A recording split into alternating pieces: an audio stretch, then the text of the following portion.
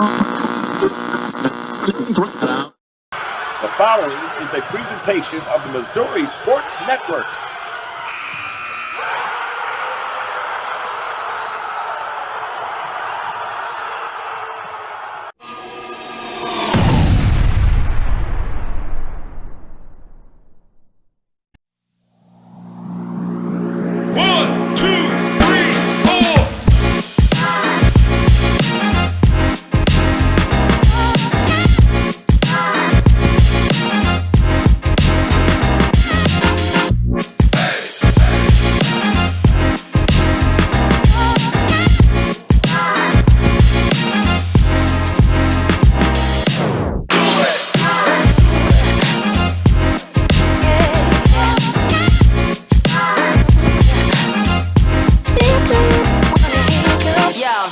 What's up, everyone? We are back. That is right. The fellas, the gang, we're all here. You're listening to Huddle Up right here on the Missouri Sports Network inside of the Pizza Ranch studio. Let me show you who's on here. Let me tell you, the big fella up there is Guy Newcomb. The other guy over here, the good-looking one with the hat, his name is the coach. They call him DA, and I'm Johnny Mack. I'll be kind of navigating this thing today, but guys, I am hot. I am fired up, and I am ready to go. There's this guy on here that's running his Cub stuff to me. I had to go wash my mouth out with soap. It is bad up in here. The Cardinals are playing like crap. We're going to get right into Major League Baseball. We're not even going to get into Major League Baseball. We're going to get into Cardinal baseball. It is ridiculous what is going on out here. I can't stand it. Everyone's getting passes. Guy is the big guy. He's giving everybody excuses to get off. Oh, this and that. Oh, this and that. And I'm just tired of it. Then you got the coach over here. He's a Cub fan. I don't know why. He's had one day of glory. And I mean that in a lot of different ways, people. Use your imagination. He had one day of glory in the last 5 years. And then we got the big fella over here, Big Newcomb here. And tell me how the Cardinals, after a playoff season, is having the worst season in the last, what, guy? How many years, brother? 50 years. You go back to 1973 was the last time they started this bad. And there's several things you can point to. Helsley blows one last night after the Cardinals come back. They get 3 runs, and he gives up 3. The problem is they ain't winning, so he's not getting to throw. He hadn't thrown in 12 days. So that's your excuse because he hasn't thrown in 12 days. That's your excuse. Yeah, they were unearned runs. So you give it. Oh my gosh. Okay, I'm sorry. Keep going. Hey, and Wainwright's not been there. Wainwright's not been there, and they don't have Yachty anymore. So who's running the club? Who's taking care of the pitchers? Oh my God. God, you're the biggest apologist I know right now. They are not performing. These are professional athletes. The Cubs are 2 games out of first. One of the worst run franchises in the history of baseball. The Chicago Cubs are 2 games out of first place. And Guy, you're telling me that in the last 50 years, that team, tell me about that team 50 years ago, the talent they had. It was Bob Gibson. It was at the end of his career. Ted Simmons, Joe Torre, Lou Brock, Kenny Reitz, Matty Alou, Bake McBride, Tim McCarver, Al Hrabosky, all on that team that started 5-19. But they did finish second that year, but they were 81-81 right at 500. And guess where the Cubs were that year? In last place. DA, I'm telling you, this is out of control, fellas. Guy, I know you were saying he hasn't pitched in a while, but I don't care. They pitch on bullpen sessions. You're a professional athlete. You can't come in and give up to a rookie. What it was a slider count, what it was, a backdoor break, whatever, a breaking ball that broke right in the middle of the plate. I'm hitting that. I'm getting 350 on that pitch. I promise you. I'm getting 350. I might not lift the yard. I'm getting 350 with good wood on that. If I had aluminum, 375, 380. I'm taking that one. DA, what are your thoughts? Here's my first thought. I feel like Nuke and I need to come down and have an intervention and get all the sharp objects out of your house, get the firearms, fella, and start doing daily wellness checks on you. Get here quick, fella. No, I think it's just a culmination of a lot of different things. I was reading something today that Guy and I talked about off air is that a lot of the pitching blame is going toward Wilson Contreras in the fact that the ERA of the Cardinals has dropped almost 1.5 points since this time last year with basically the same staff. And they're saying that he can't frame pitches and, he's having trouble calling games. I mean, they're throwing darts at anybody and everybody. And I think that's part of the problem right now. But one thing you've also got to realize is we're a month in. It's not time to hit the panic button yet. They're going to find stride. They have too good of a team to start bailing water right now. They're going to have to get it together pretty quick, or they're going to have a long, hard summer ahead of them trying to get back in the race and to get a spot in the playoffs. But I think it starts with pitching. Yeah, DA, I'm not giving you that. So when do you hit the panic button, DA? When we're 25 games out of first place? When do we hit the panic button? Why not hit it now? Sound the alarm. Say, hey, people are panicking out here, DA. I'm one of the people. I'm panicking right now. What was it? 3 or 4 years ago that the Cardinals won 17 in a row to get to the playoffs. Yeah, then they fired Schilt at the end of that year. And they fired Schilt at the end of the year, correct? Yeah. So they reel off a bunch of wins. Hey, a month left in the season, they're done. Stop. How many times you heard somebody win 17 games in a row, DA? You don't. But okay, so you tell me I should be waiting on that to happen? I don't think 3 games in. I'll be happy with 3. Man, see, that's typical Cardinal fan right there, man. Typical Cardinal fan. It's not as bad as what you think. Walk a mile in my moccasins there, Tonto. No, I don't want to walk in your shoes. They stink, they smell, and they're too small. I got big hands and big feet. I don't want to do it. Big fella, am I wrong? Am I wrong, Noob, to hit the panic button? I think with the leadership, I think Marmal, I'm panicking about Marmal. I'd like to drive up there and slap him in the face. I mean, he's got different lineup every day. They send down Jordan Walker. Why? They bring up, or they go out and re-sign Motter, and so he's coming back. They have too many outfielders. Who do you trade? Who's eligible to trade? The problem is with the new rules with regards to the playoffs, everybody right now thinks they've got a shot at the playoffs with all the teams they've added. So they're not going to be releasing any arms. I mean, Liberatore, where the heck is he? What's going on with him? Wainwright's still in rehab. He threw last night for the Cardinals, Springfield Cardinals against Wichita. They got beat 12-2, but he just gave up 2 runs, only threw 74 pitches. But he needs to get back. He's not going to do anything. He already knows how to pitch.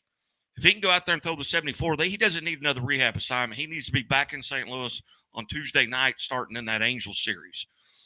They got to get him back and get him into that clubhouse. And DeYoung, he's come back, and maybe they're showcasing him. Maybe they want to trade him. But hell, he went 3 for 4 with a home run his first night. He gets a pinch hit last night. He does this maybe he's figured it out. Cardinals have traded away, tell me if I'm wrong, 3 budding superstars. I forgot the third one. Alcantara. What's it? Am I saying that right? Alcantara. A Rosarina, and the other one. Forgot his name. Who's the former Cardinal. How do you let those people just walk out the door, DA? And I'm telling you, there's a certain aspect of these individuals that needs to be noticed. I'm not going to bring it up on this channel. I'm not going to do it to you guys. But there's a certain aspect of the Cardinals that seems to be a trend going.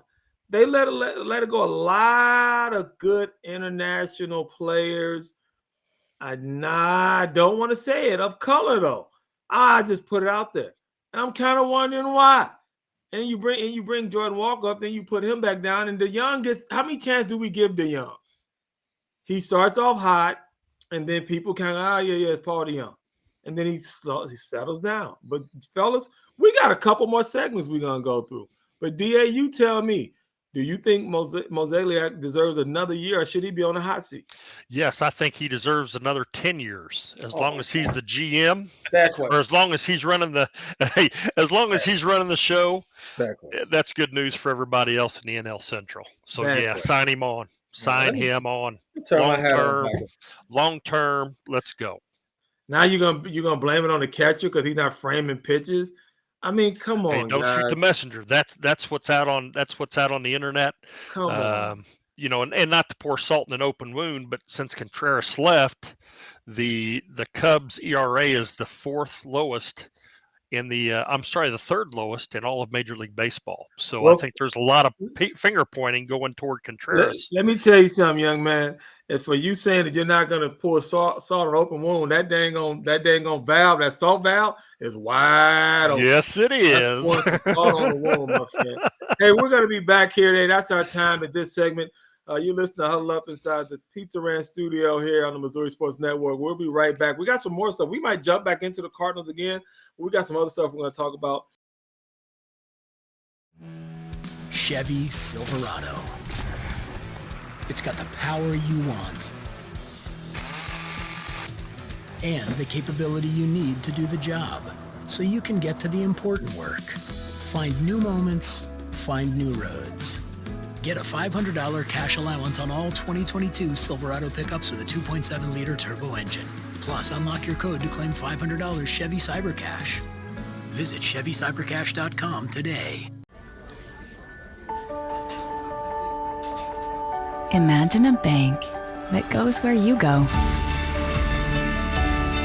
creating seamless solutions for every step in your financial journey, allowing you to manage your money the way you want to, with a banking relationship that makes every day extraordinary.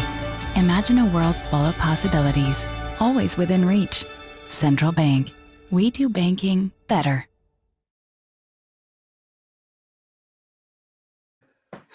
I want everybody out there in TV and radio land to put their hands in the air and say, Musa, Musa, breathe in and breathe out. I have calmed down. The rage has de-escalated, it has started to evaporate. I have now found the level playing ground.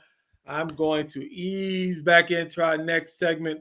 We're going to shift from the east side of the state. We're going to go to the west, and we're going to come back to the south. And in between, we're going to cover the rest of it.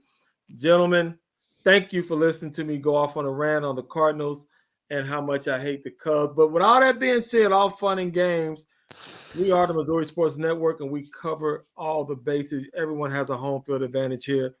Gentlemen, let's talk a little bit about the Royals. I've always been a Bobby Witt Jr. fan. I know he's doing this thing, but the Royals are struggling a little bit more than the Cardinals, fellas. Guy, let's start with you. Let's talk about what's going on the other side of the state there with the Kansas City Royals. Well, they're struggling. They're 6-18. That's they're out of their first 24. So, but their team ERA is 5.4. They're just not getting any help on the mound.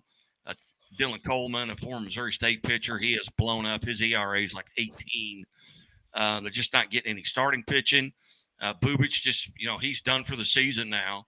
He had season-ending surgery today, so he's done for the year. But at the top of the lineup, they're really young with Vinny Pasquantino and Bobby Witt Jr., and they're the two top hitters. With Salvi Perez sitting in the middle of that lineup, he's going to come around. So they just need to find some kind of stopgap, in their starting rotation as well as their bullpen.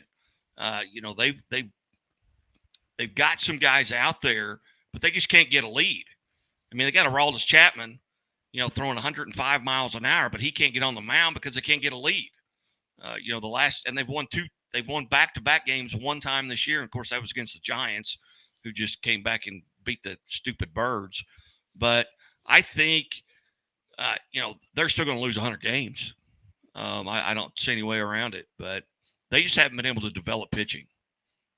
I hear you. DA, pitching is where it starts. If you don't have pitching, DA, you can't win in this league. You know what I mean? You can slug it all over the place, DA, but you don't have pitching, that they can't win, right? Absolutely right. That's where it starts. And one thing I've noticed about the Royals in following them is that when their pitching is decent, their offense is in the tank.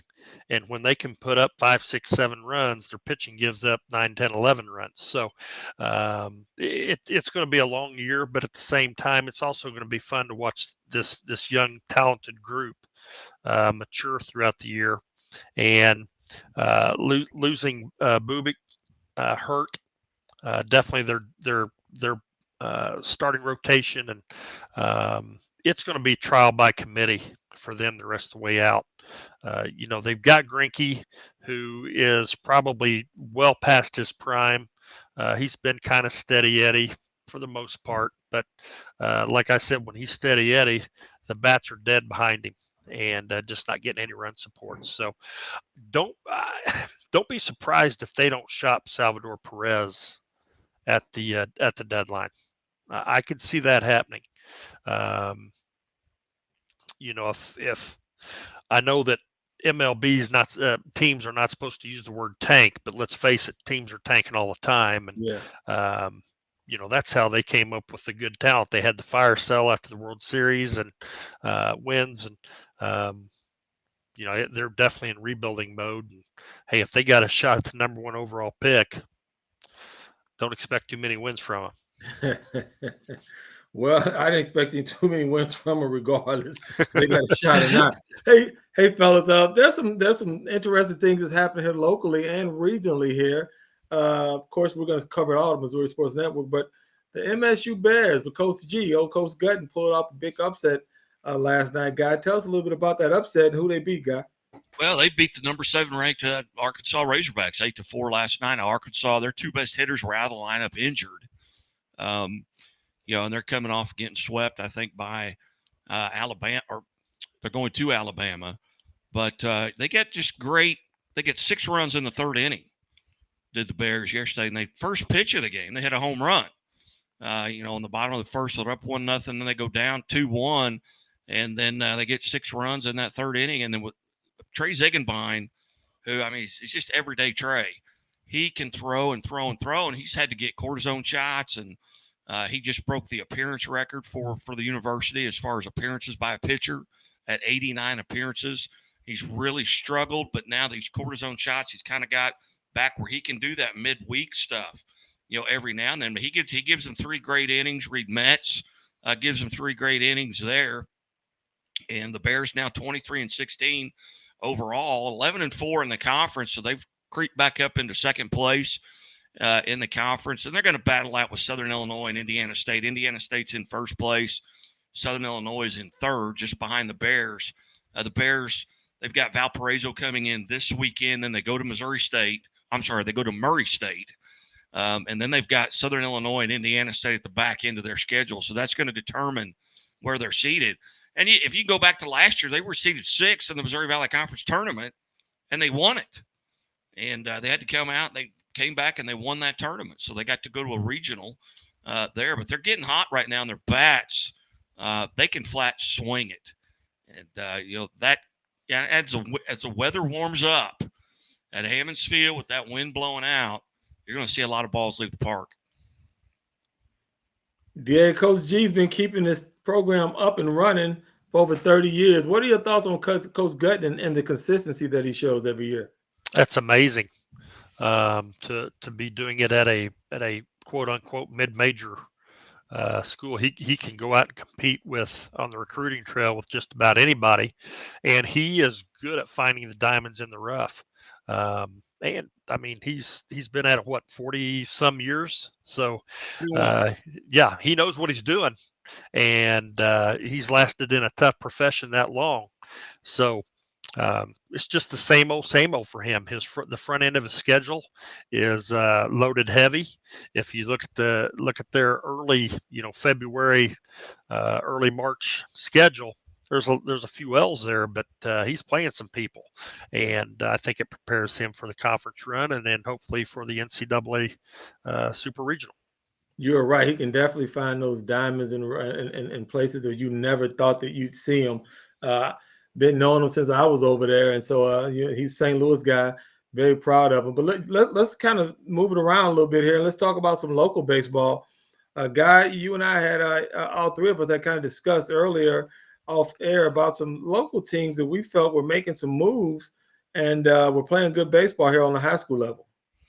Yeah, you look at we talked about last week. We talked about Ash Grove being the only remaining undefeated team in the state. They took on a very good, clever team. Last night it was 21-1 coming into that matchup, and a class larger than them, and they defeated Clever 6-2 last night. They're getting they've got two real good guys on the mound, and then they've got a number 3 and a number 4 that can kind of pick it up in these midweek games, but a little pressure on them. I've talked to one of the players' fathers, and they've been talking to his father. Maybe we need to blow one here before we go into districts.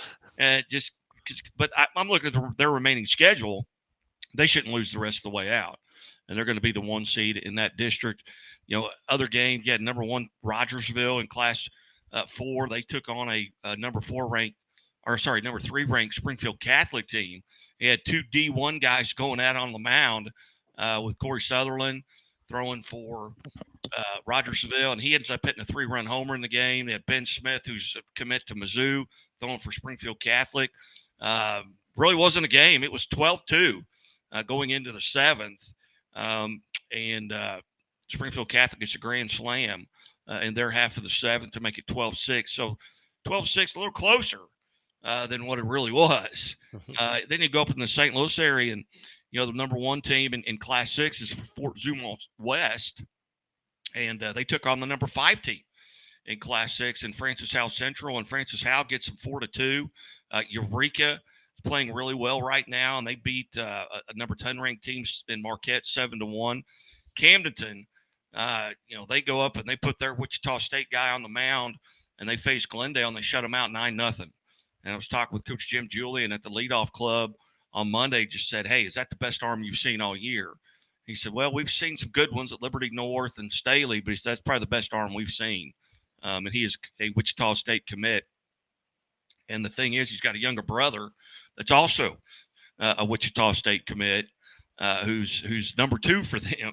And Coach Bryce Durnan is the head coach. Kate Durnan, Cale Durnan, and Cole Durnan are his sons, and they're playing really well right now. They're going to be a tough out, and they're in the same district, Camdenton and Glendale.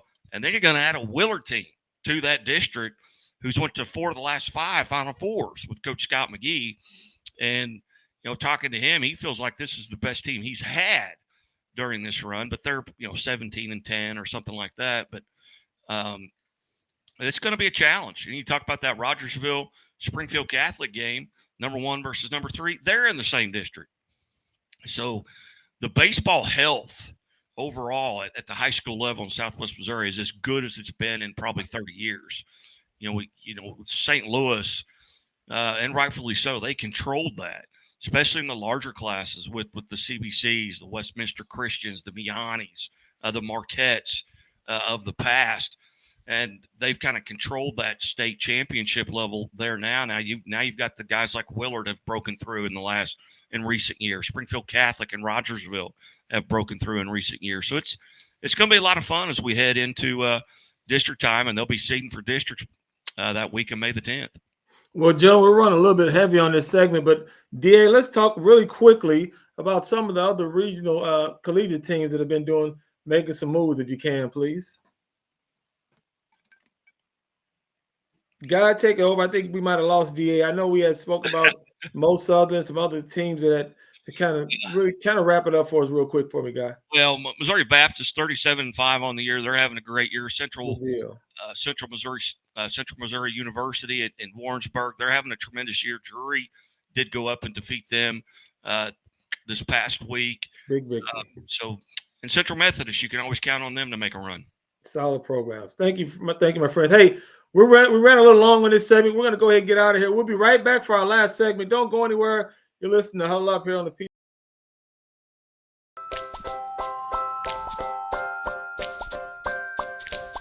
You save it. So you buy stuff with it. I put it in my piggy bank. You can buy a house, save it to buy a car, Give it to charity for college. Put them in the bank.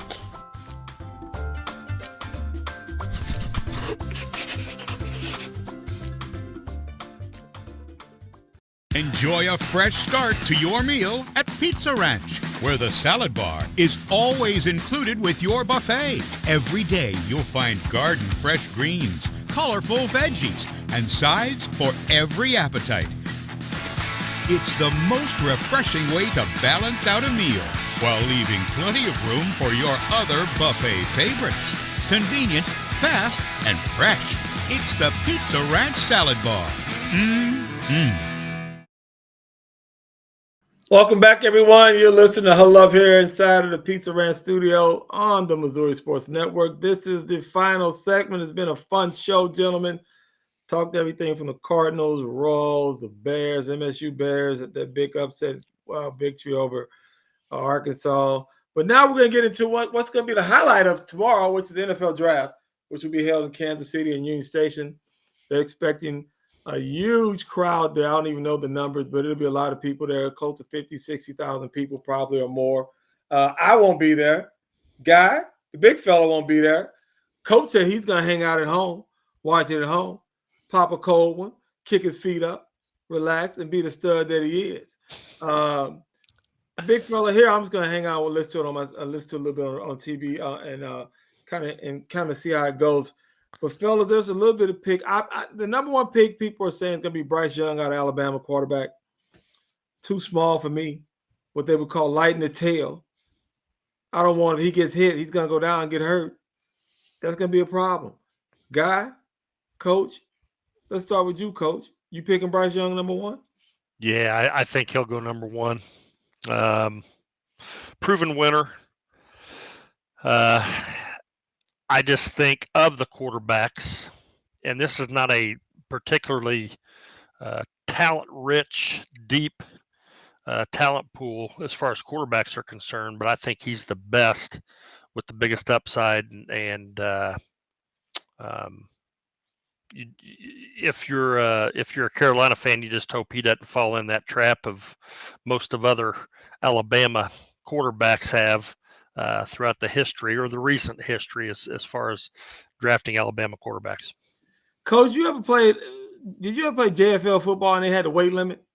Oh, yeah. And if you were like between 9 and 10, you could only weigh so many pounds, 75, 85, 90 pounds. And if you got to 10, you had to play heavies. They had the lights and they had the heavies. Always had the mark, the black stripe on your helmet. Yep. You know why they did that? No, Coach, they didn't put no black stripe. Your black stripe might have been for something else. We didn't do that. we ain't had no black stripe. But you know why they did that? Because they didn't want you to get hurt playing with someone that was bigger than you. This kid's going to get hurt, guy. He's too light in the tail. I'm not picking him number one. He's going to play 6-7 games and will often be injured because somebody's going to hit this kid. And he's not going to make it through a season, big fella. What do you say, Guy? Yeah, I can see that. I can see that happening, but I think just the skill set, he's going to go number one. And with Titans moving up in the draft, you could see 4 quarterbacks going in the first 4 picks with Will Levis, C.J. Stroud, Anthony Richardson out of Florida, and Bryce Young. That's a definite possibility. In what order? I don't know. Reddit came out today, said, "Hey, Will Levis is going to be the number one pick." And I think they're just screwing with people, and so that screwed with the people out in Vegas. They're dropping the odds now on Bryce Young and Anthony Richardson because somebody said Will Levis, and somebody like Reddit. I'd like to see 4 quarterbacks go in the first round. I mean, that's like the '83 draft, where you had Elway in that draft, and that may be the Chiefs' probably most ridiculous draft pick that year when they take the quarterback out of, was it Penn State? Oh my goodness, I can't think of his name now.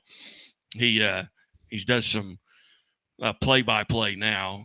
Maybe Michigan, but anyway, that Gerback. No, that's the Chiefs traded for Gerback. Okay.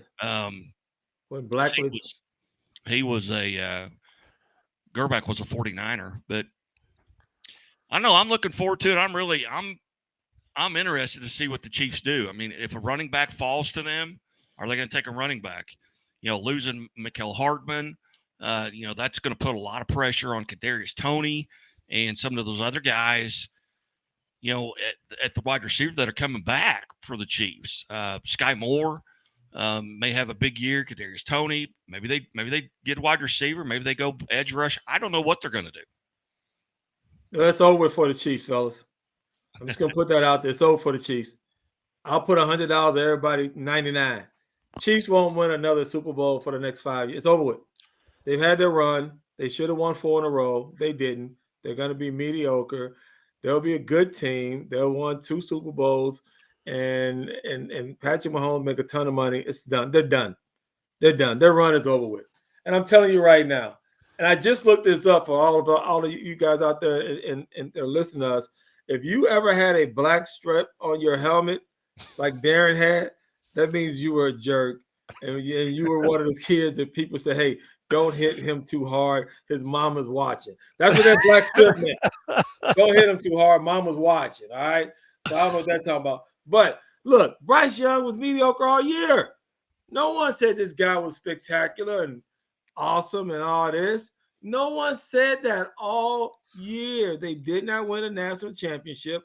And people are just riding this wave because it's the draft. Mel Kiper and all these guys everyone has their kind of voice and everyone wants to listen to them.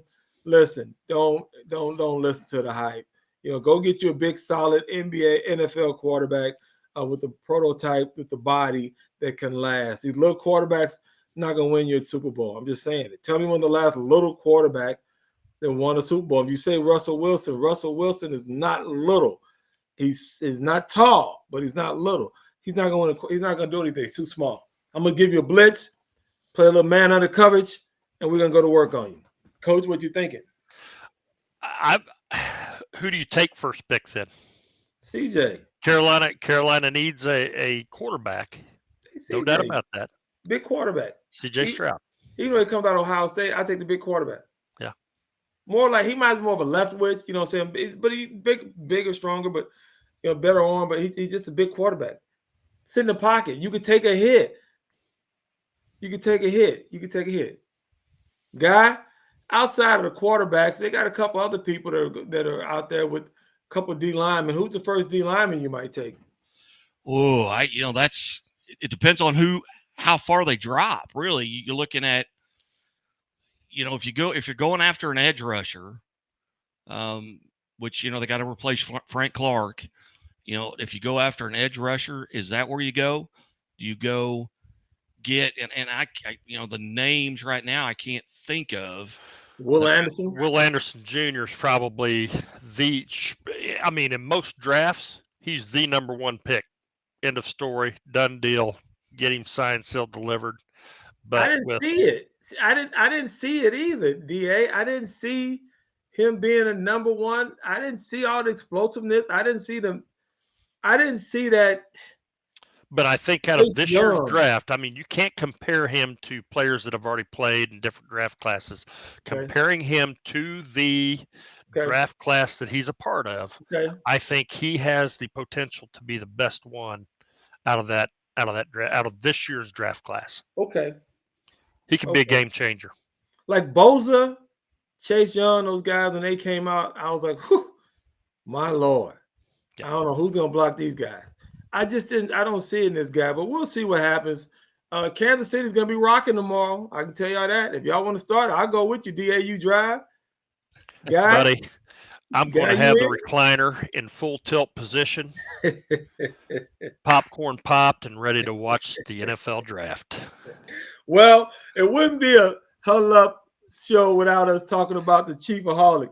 And I've heard a rumor that everyone might wear his costume just to mess with the police there in Kansas City. Guy, what's the latest on my favorite Chiefs fanatic fan here, the bank robber himself? What's the latest, buddy? He is still on the lam. They, everything I've looked up, they don't have any clue where he is. And, for him to have gotten away with robbing banks on the way to Chiefs games, he's probably pretty sharp. Yeah. It's going to be tough to find him. And, they do have a picture of him, but most people wouldn't recognize him because he always wore that Chiefsaholic outfit. I'm sure they put up flyers all across everywhere in Power and Light District and everywhere around the stadium and wherever they're putting this stage up that's going to hold 100,000 people. But trying to find him and amongst 100,000 people in Kansas City, that's going to be tough. Tough to do.